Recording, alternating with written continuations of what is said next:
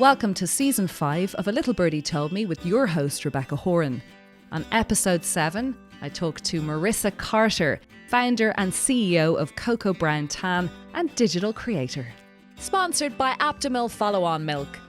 We believe that every feed is a gift.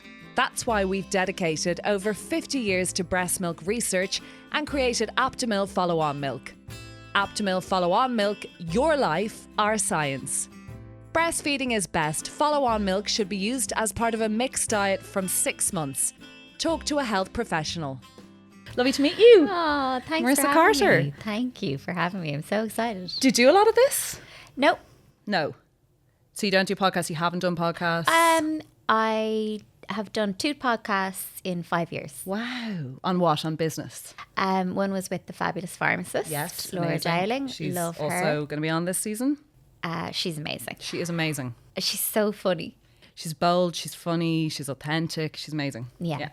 And then I did Georgie Crawford's. Yeah, 2 years ago. Oh, that's one to listen to. Love the Good Glow. Yeah, thank I was you. on that years ago. I didn't know. That's brilliant. Yeah. So 2 in 5 years. And talking about what on the Good Glow?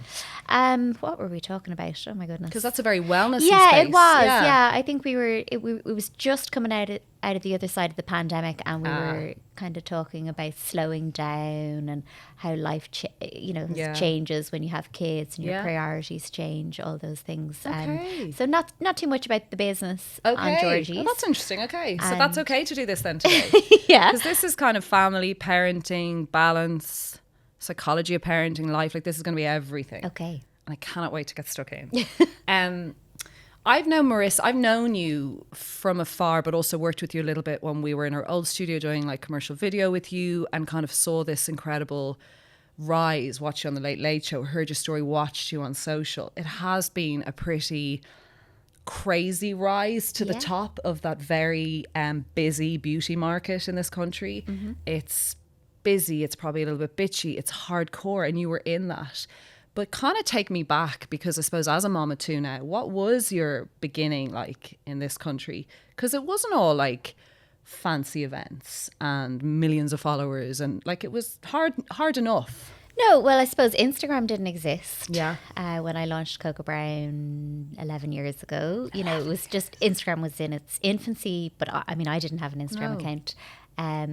Twitter and Facebook were where it was at. Okay. And so it was a very different landscape in terms of promoting the business at the start and getting out there. And I suppose it was very different. We were one of the first brands to recognise the influence and the power of beauty bloggers. And then beauty blogging kind of died away, or it changed. It went from people writing blogs to then video, tutorials, Snapchat, all that kind of stuff. So, and you were at the fore of a lot of that. You were even with Carter Beauty and with the tanning and the video. Like you were really like this, how to apply like stuff that I think other tanning brands are doing now, like how to just apply with the mitt seamlessly and make it look beautiful. And it seems not like rocket science, but actually that really like infiltrated all of our minds when it came to beauty. Yeah, well, I suppose one of the things that I've always tried to do is to be first. Okay. Not to copy what other... I love that. Not to copy what other brands or businesses are doing, and try and really see what's happening outside of Ireland and what's happening in other industries. Mm-hmm. So a lot of the inspiration that I would take for Cocoa Brown, I would take that inspiration from industries outside of beauty. Okay.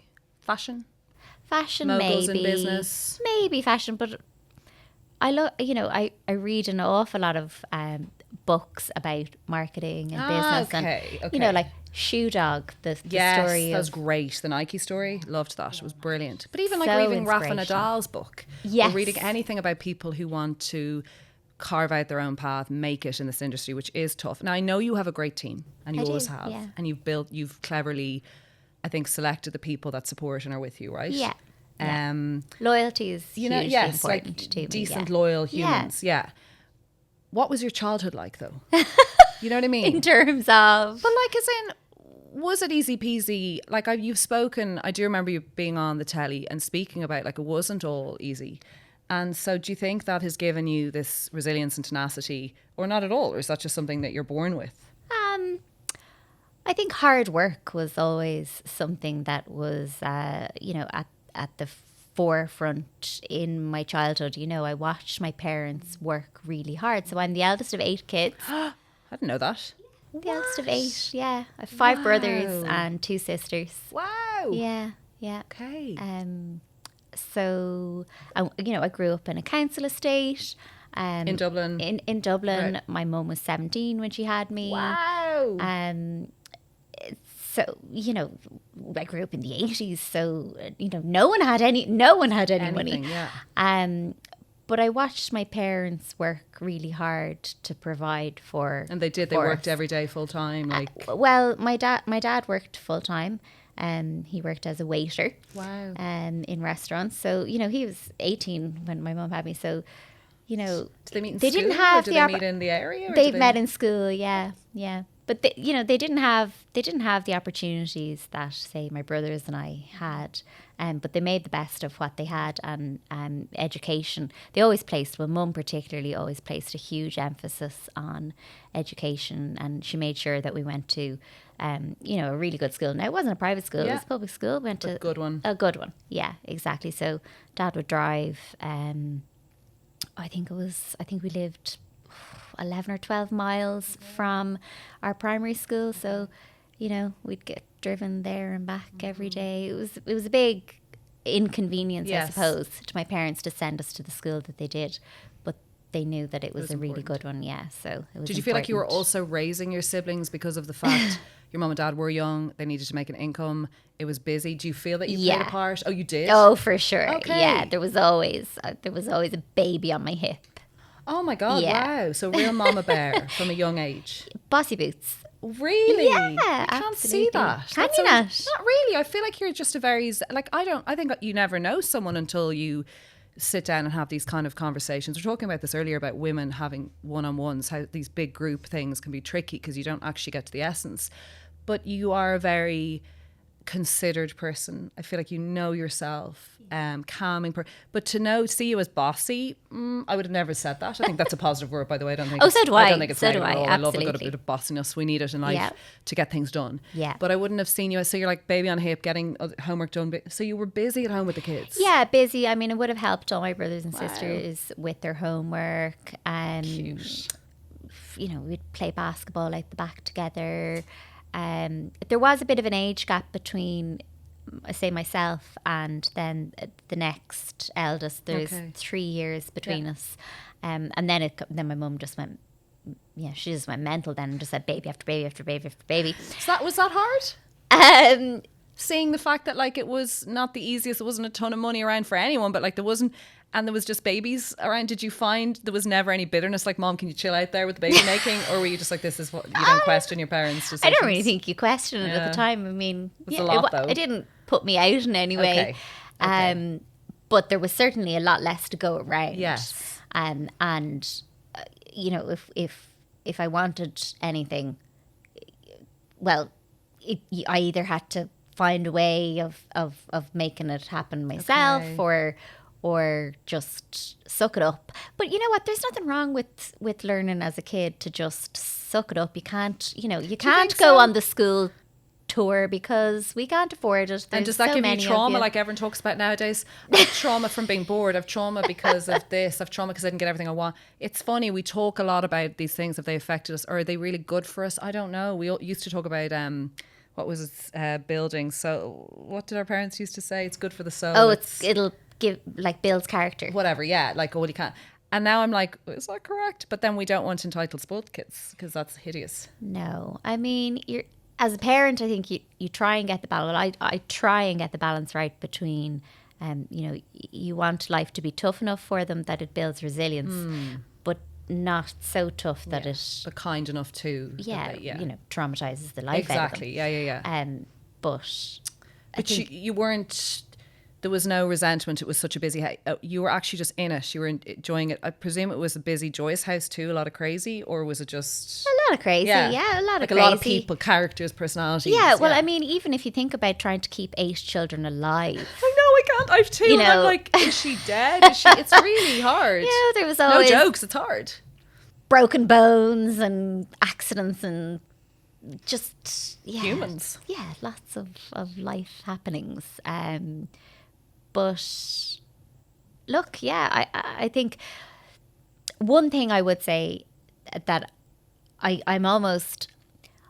worry that my kids won't have the same resilience because just things are going to be easier for them.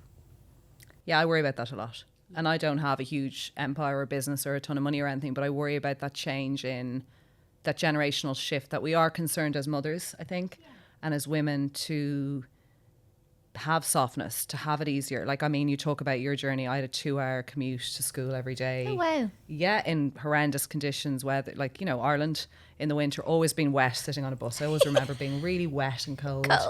Pissy, grumpy, the issues of bullying within schools, striving to get the point system and leaving cert, just not these. Nothing was easy, but as in I had a beautiful, charmed childhood, like, you know, God, compared to the kids around the world, but just not, it was never really easy. Right? And so then I look at now and we're always trying to fix the problem, make it easier, make it better, make it. And I do. I mean, it's always on my mind. You know, is that going to make them? Are they going to have the same worry resilience? about that? Will they cope with stuff? Will they have coping mechanisms? Because even I don't have all the coping mechanisms, and yet I didn't have an easy time. So it plays on my mind, and it's things that me and my friends talk about. We have to enable. We have to, you know, resource them with those tools mentally to be capable of getting through things. I'm just not sure about that. So it's funny you say it, because you have a great successful business. So you want to make sure. So I think one of the things about growing up in a large family is a lot of the time your parents don't have time to figure it out for you. Yes. So you end up finding solutions yourself. Yes. A lot. Which is brilliant. Problem solving, brilliant. Yeah. But then if your mother is, so I feel like I am a natural problem solver. Okay. Now, that is, Wow. you know, best trait you could actually have. Well, maybe. Yeah, because there's a lot of problems in life. But then as a mother, I have to restrain myself. Yeah. Because it is not my job as a mother to solve all of my children's problems for them. No matter how much I want to. I know. You know, I want to jump in. Every part, yeah. Yeah, I want to give them the solution. I want to find the solution. I want to fix it for them. But if I do that, I am not going to do them any favours in the long run. No, you're not. And this is my worry, like, be their friend, be their lover, be their, like, as in just love them, love them, love them, because that juice is really important to love, right? Yeah. And not everyone got that when we were kids, right? We didn't validate them, make sure they've confidence. It's all about girls having the confidence in particular. And then something happens to you, or you're not there, or this what are you left with is a child who doesn't actually know, and the world is changing and it's scary out there. Yeah. Were you close-knit? Were you just the cutest little things, or were there a lot of, like, forces of nature that went against each other? Was it a lovely close-knit family? We were my brothers, like myself and my brothers and my sisters were all very close. Well, we're not all very close. You know the way. There's you know, there's always going to be rifts here, there, and everywhere. But in general, we're very close. Yeah, that's amazing. And we get on. You know, we can. Did your parents last the course? Did they stay together? No, because I was going to say 70. Yeah. And they didn't, but they're friendly, or they're fine. They can be in the same room and, you know, be at the same wedding and all of that stuff. Wow. Yeah. They're quite incredible though. They were very young and they did a lot and went through a lot. Yeah. Yeah, they did. They happy and proud of you all? I hope so. Yeah, but they must be. No. So, like, I mean, I have a brother in Adelaide and he's working as a surgeon. I have another brother who's just come back from Australia and he is just started working as a registrar in St. John of God's Hospital. So he's a doctor as well. I have a sister who's a teacher. my other sister is studying. She wants to be an air hostess. I have a brother who went into finance. They're Did very well. You were liked by women in Ireland. Would you agree? I mean, I wouldn't want to do a podcast with me if I was hangry. I did have to have some. I did have to make sure. I offered her a croissant. She's like, no. No, look, I'm human and I have as many vices as I do. Of course. And you're not perfect, but I'm just saying everybody walks away from you feeling nice. Oh. And that's really important. It's you know, life is hard and business is hard and you know, life is really hard enough without creating or being involved in conflict that you don't need to be. It doesn't mean, I do think that, you know, you can be hard as nails and still be a decent person. Yeah. Do I think I'm hard as nails? Absolutely. Yeah. Like I'm not a pushover. No. And I love how you say that. Like you said to me there, you were like, I'm bossy, I'm this. But I don't think there's two sides to your ending. I don't think that's it at all. I just think you have that hardness and that steeliness and you've been through stuff. But I'm saying your poise and grace and how you are as a human is really lovable. Oh, and that's important. Because we can all be badass. It doesn't really mean anything if you're not very nice. Yeah. But you've been through a lot. Like the business has evolved. It's changed again. Yeah. Talk to me about it. I know that you do. And it's not because I know you personally, but just that you feel very strongly about this brand. I do. Yeah. And I know that you have defended it through things. We don't need to get into all of that, but you've really stood by this brand. Yeah. It is your baby. You've worked your balls off to make it what it is. And I kind of love that about it because that is why it is here. And it's, you know, again, another party of the night for it, another new product. Like, it's brilliant. But tell me about that feeling for Cocoa Brown. Ooh.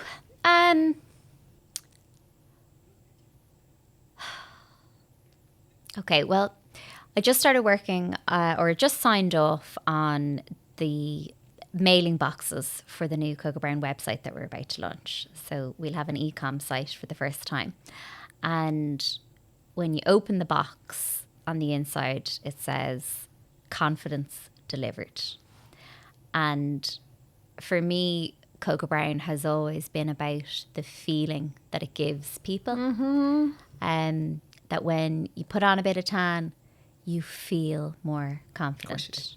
You just do. Anyone that says, no, stop. Yeah. You feel, I have a bit of a glow. Even if it's slight, even if it's just for getting your bikini on, even if it's just for a quick night or a day, you don't have to be covered in but to have that glow is so important. Yeah. So, I mean, when I had Carter Beauty, the salon, for 8 or 9 years before I launched Cocoa Brown, when customers would come into the salon to me, the only goal was that when they walked out the door, they felt better than when they came in. This is a real Celtic tigery period now. Carter Beauty, the salon was in Blackrock. Yeah. God, I'm thinking back to this. Okay, and did it do nails and tan and everything? Everything. Yes, yeah. And it was so fancy and cool. Oh my God, lads, if you got an appointment in there, you just felt very Rosanna Davison. Like, it was super cool. And it was, how long were you open? So Carter Beauty, the salon had a couple of different variations. We did a couple of different locations, but we ended up in Blackrock. But overall, I had my own beauty salon for, I think it was 8 years. Okay. And that kicked off this. And that kicked off Cocoa Brown, yeah. But it's an amazing thing to just have someone in your hands, and whether you're doing their makeup or you're doing their nails or you're doing their tan or a facial or whatever it is, and you're in their personal space. It's a very intimate experience. It is. For the client and for you as a beauty therapist. But just that feeling that you get when you know you've made an impact on someone and you know that they're walking out that door and they feel so good about themselves. They feel that little bit more confident or a lot more confident. And we're devils for putting ourselves down. Oh, yeah. We're devils for, oh, don't worry about this dress, or don't worry about this, or, oh, you think I'm nice? I've spots. And I do think it's cultural. I do think it's an Irish thing. We're devils for, you know, if there's issues in the marriage, it's because I'm not attractive. And if there's, like, we're devils for picking ourselves apart. And that's why I do think salons, beauty products, marketing in Ireland of these things does very well, because we we take that helping hand and we really embrace it. Like, and it's terrible. I think we're getting better. Yeah. Do you? I do. Yeah. Yeah. I mean, I see it with my own daughter, you know, if you give her a compliment and, you know, she'll accept it. Great. You know? Yeah. Um, Great. Love it. yeah. Yeah. Yeah. Whereas I think you'd be hard pushed now to find a millennial. Yes. I'm a millennial, so yeah, Same, I'm speaking for same. myself and my Yeah. generation. That will receive a compliment and not shrivel up inside with the mortification of it.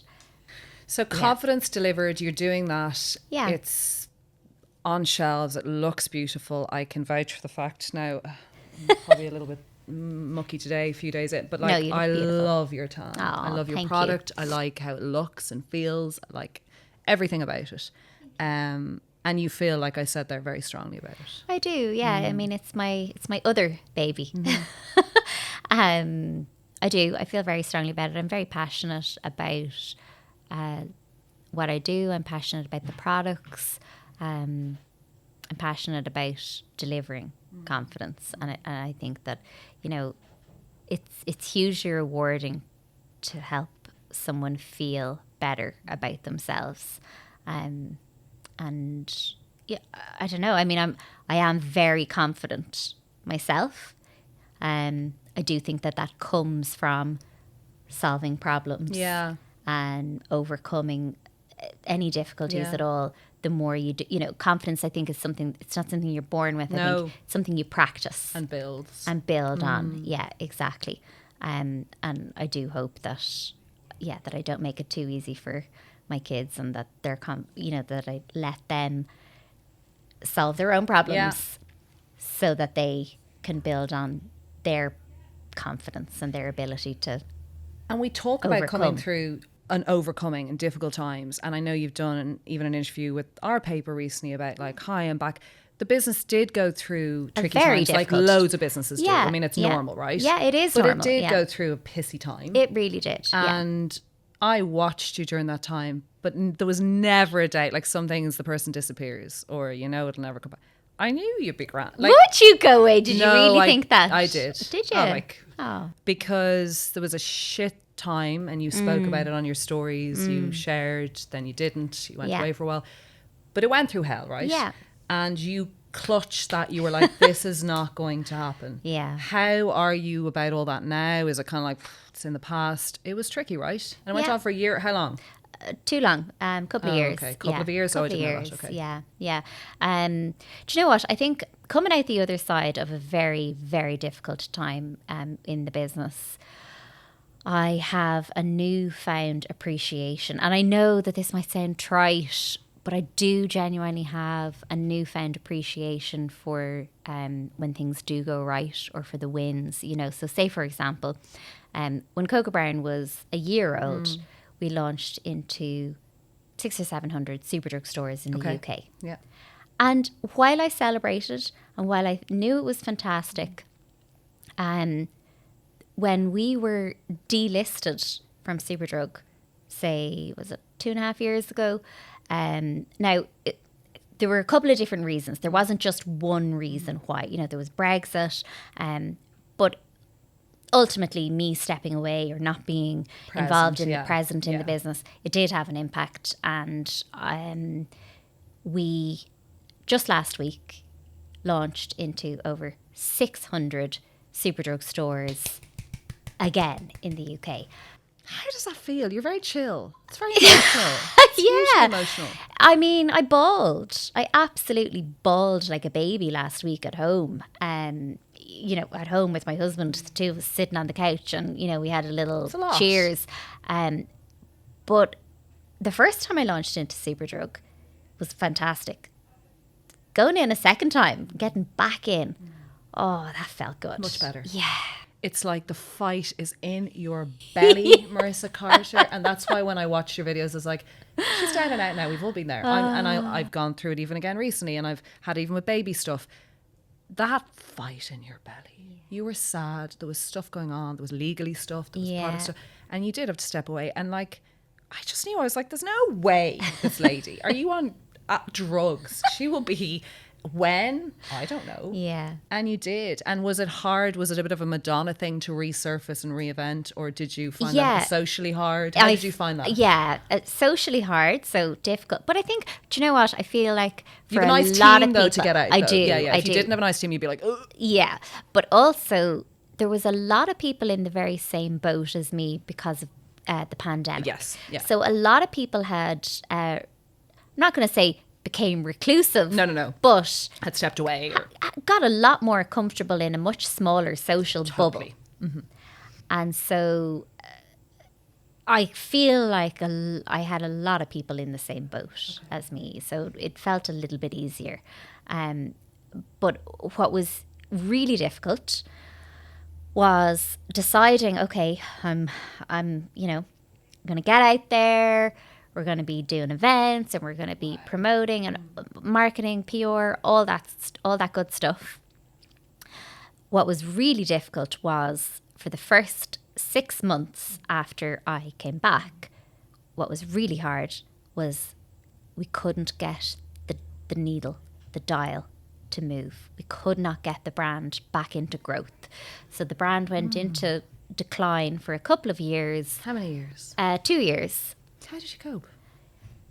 I just had to find other ways of filling my cup, you know. I had to redefine. So I was all in my head. I was Marissa Carter, Cocoa Brown. Yeah, that was it. That was it.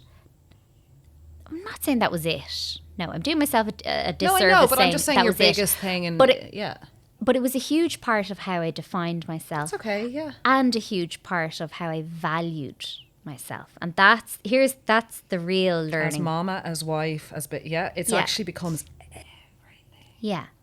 So you put this value on yourself based on how successful or not successful your business is. And then when you don't have that, I had to really examine, well, who am I? And, am I enough just me? How did you do that? Did you break? I had 3 hours of therapy for 6 months. 3 hours a week of therapy for 6 months. Wow. Yeah. Cognitive, just general therapy. What's it called? Therapy is CBT. the best. Yeah, kind of cognitive behavior. Yeah. So it's to reframe those thoughts that were negative. Exactly. So they were breaking you down and killing your soul, and you had to get back to what you knew about yourself. Yeah, exactly. 3 hours a week for 6 3 hours. Weren't you drained? I was. It's a lot of crying, right? Any therapy I've done, I'm just so tired. Yeah, it's tiring. It's exhausting. I mean, you're holding a mirror up to yourself and you're examining all the ugly bits, all the vices, all the ugly bits, all the shadows, all the trauma. The apparent flaws, which we've not meant to say, but things that you do, and the trauma and the backstory and the childhood. Yeah, everything. You look at it all and then you try to walk away from it less judgmental of yourself. So it's funny, when I was doing the therapy, I kind of felt like I was being led, or, I was being pushed towards being less judgmental of other people. Okay. Felt like that was constantly, being, I felt like that was what they were trying to teach me. Right. But actually, what they're trying to teach you is to be less judgmental of yourself. And what happens is the less judgmental you are of other people, the less judgmental you are. Of course, the judgment stops in general and of the yourself. Exactly. Yeah. How did you parent? This is like, I'm being serious, right? Because we've all had our various traumas. Some are horrendous. Women who go through stillbirths, or women who've lost a parent or a partner, or women who go through divorce. We've all been through our stuff. Yeah. How do you parent when you're parenting yourself? Yeah. Grieving stuff and going through stuff, and in kind of trauma therapy, like in actual intensive. How do you parent at home? Because you have a beautiful 12 and 9-year-old. Yeah. What are their names? Do you want to say their names? Yeah, sure. Yeah. Charlie and Isabel. And you're private enough about them, but we know about your wonderful home and your life and her garden. Forget about her beautiful home. Forget about how beautiful she is. I couldn't give it a. Marissa has some garden issues. Like, I cannot. I'm like, what the heck? And I know you do bits and pieces with woodies and stuff, but your garden is insane. Anyway, you have a 12 and a 9-year-old. You are private enough about them, but we do know their names. We know their age. How did you parent, and were they aware mommy was having some time to work on herself, or was it very like, are you a bit like me where it's like, don't let them know anything's going down? Which I don't know is a good thing, but I'm very like that. Look, all you can do is your best. And that is, I do think, look, I did my best. That's all you can do. I mean, children are very intuitive. And they know when you are going through stuff. Yeah, they do. They really do. So you think that it's really interesting you say that, like you think that you're really smart and clever and big and grown up and you're hiding stuff. And even with the 6-year-old now, like me and my husband have a private you think a private conversation, anything said, always says it to me later. Yeah. Brings it up in the bedtime story, brings it up for kisses, says it in the car in front of another kid, and you're like, what? Yeah. But then I remember being a kid, and it depends on who you are as well. And I was curious, and I would overhear fights or conversations and repeat them back. They do hear. Yeah, they do. Look, all you can do is your best. You're never going to be able to protect them from everything. And yeah, you're better. I think you're probably just better off being as honest with them as you possibly can be for their age. Yes. You know, for their age. Yes, for their age, yeah, of course. Yeah. And because you don't, I mean, there's only obviously so many times you can like also, you can say to your child, listen, Mommy's a bit stressed right now. Mommy's having a full-blown breakdown, but I'll be back in a week. I know I know. But ultimately, they just want you to play 5-second game with them. They 100%. They want the truth. Yeah. They want you. And they want that bit of quality time, and then you're good to go back to your therapy. 100%, Marissa. Like, if you lie about it and say nothing's wrong, and you're having an actual breakdown, or you're sad, or if you fake it with them in that quality time, or if you're on your phone, they know that you're not fully. So you're much better. Like, I'll often say to you, I'm a bit sad today. Yeah. But I give you, and I then give her the time and then go back to whatever I was sad about. But, I think that might have been the problem generationally, where parents would just hide everything, fake everything to make it. We were aware. Yeah. Yeah. Yeah. You can't hide much from kids. Do you have good friends? You can. I do. Do you? Yeah, no, I really do. You have a tight circle or a big circle? Very tight circle. Okay. My circle's from childhood tiny. or? Yeah. Okay. So from childhood and some new new friends as in the last 10 years. But so I have 5 best friends from school. Okay. That, we all went to New York. We went to New York. I was trying to remember where we went. We went to New York last September for our collective 40th birthday celebrations. And that was a blast. Lots of tears, lots of laughing, lots of crack. Yes. And then I have, just like a handful of close Are you friends private? that I've... Yeah, You hugely. are? Yeah. You don't tell everyone your business. You don't. No. Okay, interesting. Very private. Because you are we get a bit of you from social, which you need to do. Your businesswoman. You're not stupid. You know that that's important. So we feel like we know you and the brand. Yeah. But we get so much, obviously. Yeah. How did you find Madonna-ing it, as I said before, and coming back? And be honest, Marissa. Yeah. How did you find the chatter? I'm talking about the assholes. Or people, and I know you don't hear all of it, but how did you find, if there was any peripheral gossip or chatter, how do you find that, and how do you deal with that kind of thing? Or do you just not engage? I don't engage. So I think when you decide that you're going to have an open Instagram account and you have followers and you're putting content out into the world, you have to suck it up and say, tough. If you don't want people talking about you, then don't be on Instagram. Wow. You don't want people talking about you, then, so what you put out there, you are giving people a license to have an opinion on. Do you mind that? You don't care?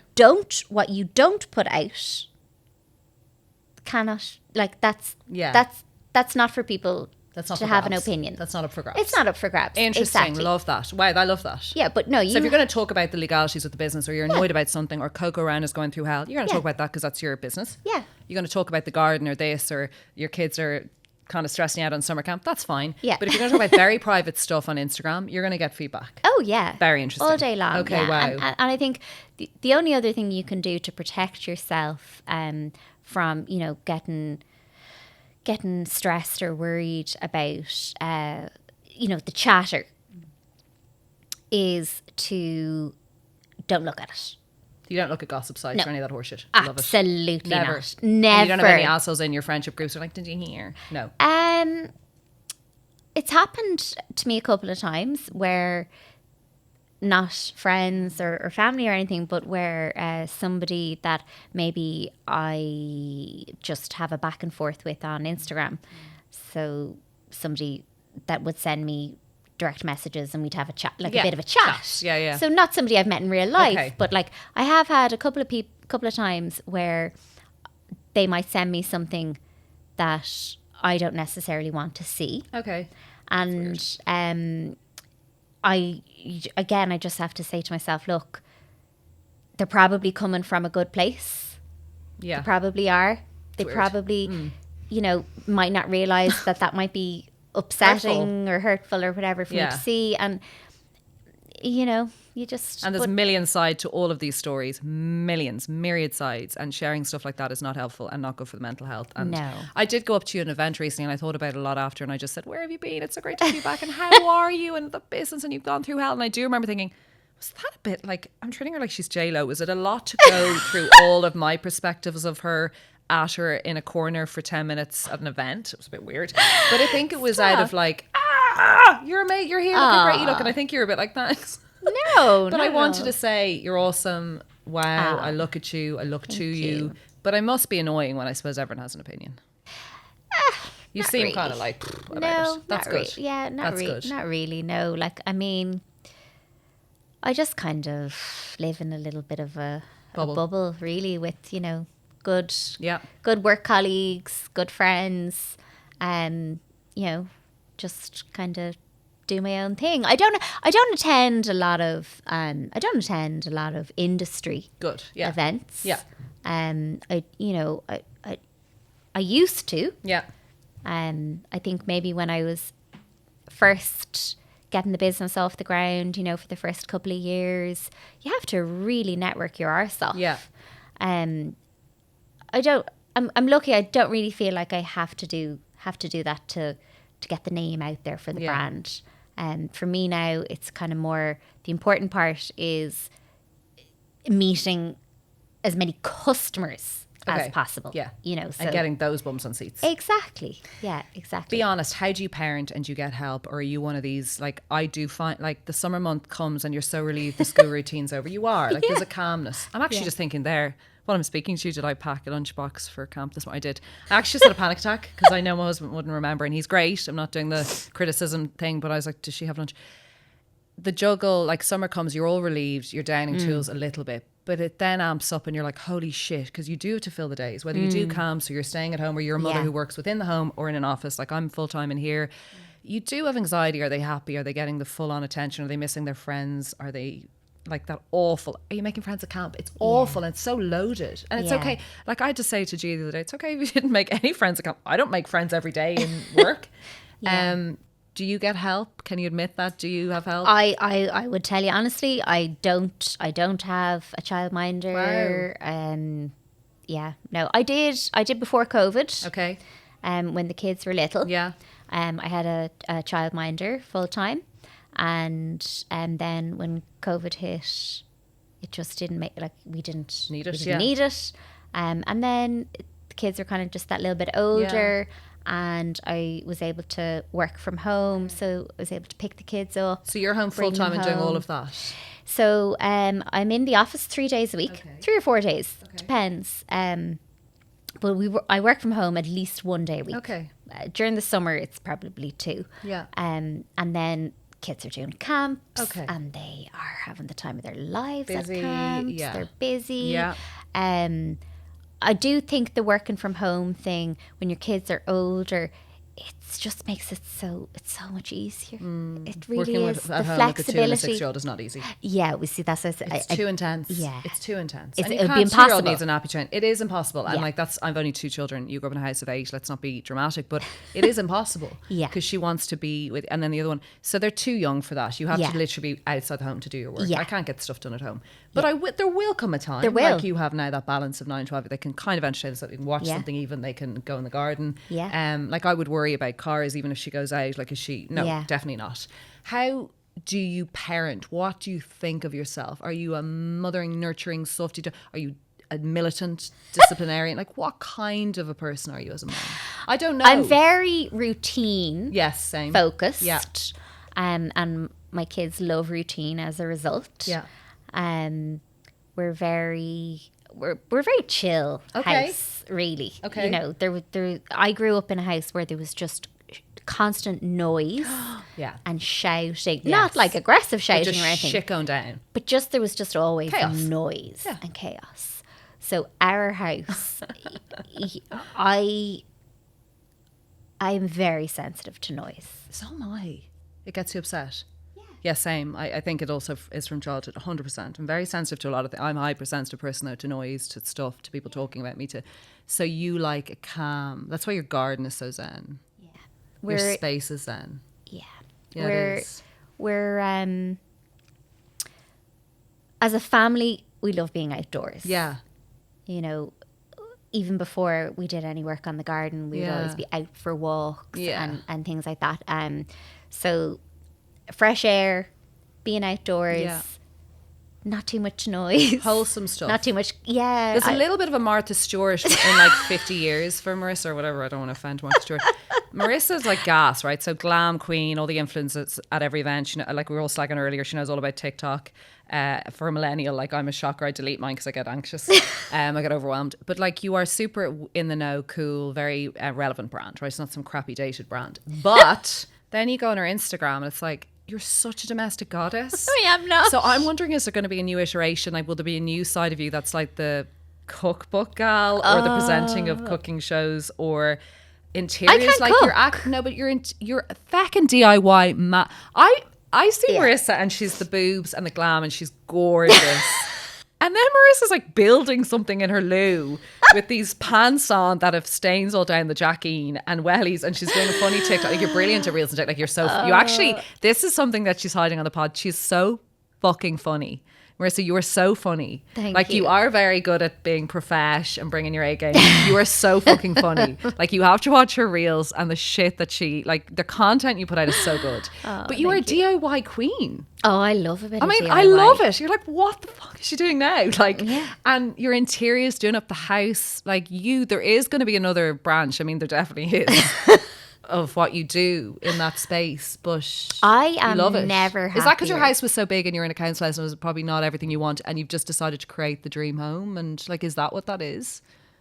Or is that offensive to you? Like, is that what that is? Because it's perfect. I don't know. I mean, it's absolutely not. Like a year ago, I was talking about the mushrooms that are grown from the damp that was coming down from our bathroom, and I haven't gotten rid of the No doubt she'll cook those up in a No, risotto. No, okay, so first of all, I just want to set the record straight. I cannot cook. Okay. Okay, I try, but I'm not the best at cooking. I can bake. Yes, you can bake. Sorry, cakes and stuff, yeah. Yeah, I can bake. And you are funny. And I don't know about that. You are funny. I love a bit of gardening, love a bit of DIY, like, you know, you're bold. Give me You're so funny. Look at her. She's like, ooh. Or maybe you can only do it in the privacy of your own home. Maybe. So I don't know. Reels, I don't know. And she puts the right music to it and speeds it up. Like, you are so funny. Honestly. I have a wicked You sense do. of humor. That's what I mean. Yeah, You're bold. It's I not am bold. Externally like, you're not a mad joke and you're not always out to, but you are so funny. I am bold. I love that. Brass, are your kids like you? Yes. They are? Yes. So I have to rein it in a bit now, though, because the kids started copying. Yeah, same with my kids. How bold. Same. And my husband's disgusted by me. He's like, the way you go on with these girls, they're going to be atrocities. Yeah. Probably. Yeah. So I used to do this thing. So we don't have electric gates, right, on the house. We just have like just cameras, CCTV cameras everywhere. Would you stop? And a security guard. You have those farmhouse so gates. Piss off, you gossip bags. But when you pull into the driveway, you have to get out of the car to open the gates. So hard. Right. But I used to do this thing where I'd get out of the car and I'd open the gates and then I'd walk the drive. And then when I get to the top of the drive, I'd moon the kids in the car. That's nice. Yeah. Except Parenting 101. Yeah. We'll clip this. So Marissa used to show her ass to her kids to like give them a bit of crack on a wet Monday. I know. I mean, I would do this. Crack. Yeah, I would do this. Yeah, unfortunately. Except when they start talking about it in school. I know. Oh, this Jesus. is the problem. This is the problem. Like Yeah. the sexual, like you've got an image and then it's like, I need to stop mooning. Because Yeah. the neighbours might see, my kids have. See, I am that. I do crazy stuff. Or like when I come out of the shower, I decide to show, like I am show and tell. And I realise it all goes back. Yeah. And I The don't know if teachers that's hear the teachers here. Everything. Yeah. And the Oh, they innocence hang of that. Even at 9 and 12, there's still such innocence. Talk to me about, have you had loads of relationships before your husband, or was he your first? No, I don't mean like have you boned everyone. I mean, did you date a lot, or was he your main man? Go on, stop laughing. Why are you laughing? Back off. No, we but are what age not did you going meet there. him? No, but what age did you meet him? Is he one of your big loves? Yeah. Yeah. So you were young. Yeah, I was. Did you date him? I just turned 21. Yeah, so you were super young. So he has been your biggest We love. hooked up because he kept messaging me, asking me, could he have some of my chocolate birthday cake? Wow, it's kinky. So you're married a long time. Yeah, we're together 20 years. I saw a beautiful post actually last year of that. Yeah, What's his name? 20 years. Ronan. What do you think about marriage as the institution? Like, is it hard work? Do you value it? Do you have to put a lot of effort? We know we all do have to. Like, how do you feel about marriage? Because it is hard. I think that 20 years is insane. By the way. is. And congratulations. Yeah, thank you. It's a lot.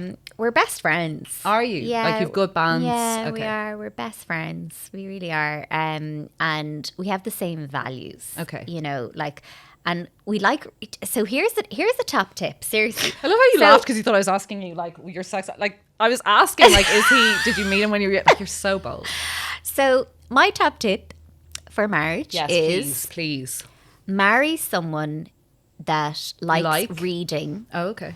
the same books that you do. No, what? Yeah. You just swapping books all night? No, do you know what? I thought you were going to say marry someone you like, because I actually think that's more important than love or fancy. Or I think marry someone you actually like because you'll respect them. Yeah, well, we have to fancy them too, though. Of course, but these things chop and change. They come back, they go, they ebb and flow, Marissa. Yeah. But if you don't respect or like the person, you're screwed. Yeah. It's all well and good having massive lust and love for someone. Yeah. You know? But you guys have to work at it. You have the chats. Do you have monthly reviews? Well, fucking bring the accountant in. Like, is it? And you both run the business together, don't you? Yeah, I was So just that's about to say intense. that. That's Yeah, intense. it is intense. Yeah, we both, focus on very different aspects of the business. So he was a banker for 17 years. Wow, totally different. Yeah, totally different. Yeah, okay.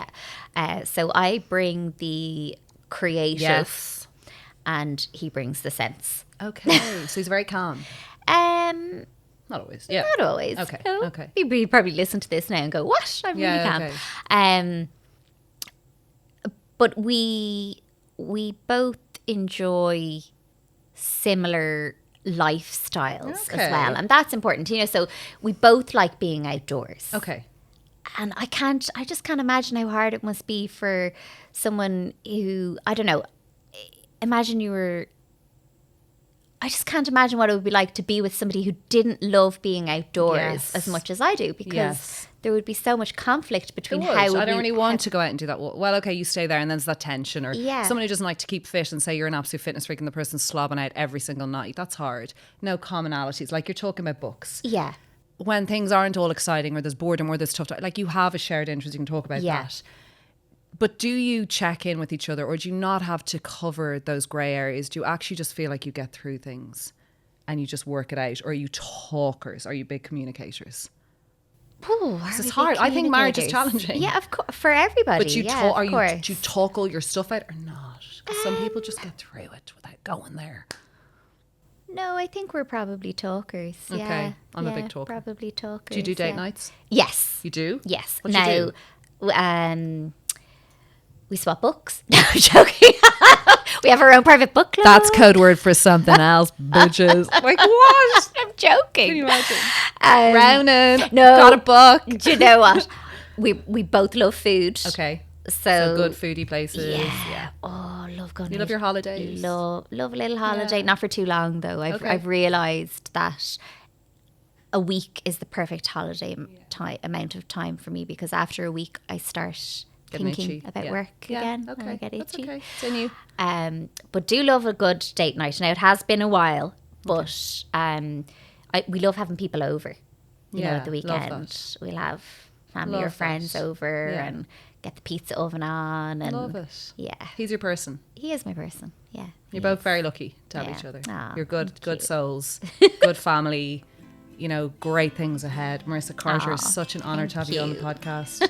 Beautiful soul. And I know this energy is just going to go towards so many bigger things all the Aw. time. So thank you so much for coming on. Thank you. Thanks for having me. Sponsored by Aptamil Follow-On Milk. We believe that every feed is a gift. That's why we've dedicated over 50 years to breast milk research and created Aptamil Follow-On Milk. Aptamil Follow-On Milk, your life, our science. Breastfeeding is best. Follow-on milk should be used as part of a mixed diet from 6 months. Talk to a health professional. I hope you enjoyed this episode of A Little Birdie Told Me, and if you did, it would mean a lot to me if you could like, subscribe and share this episode.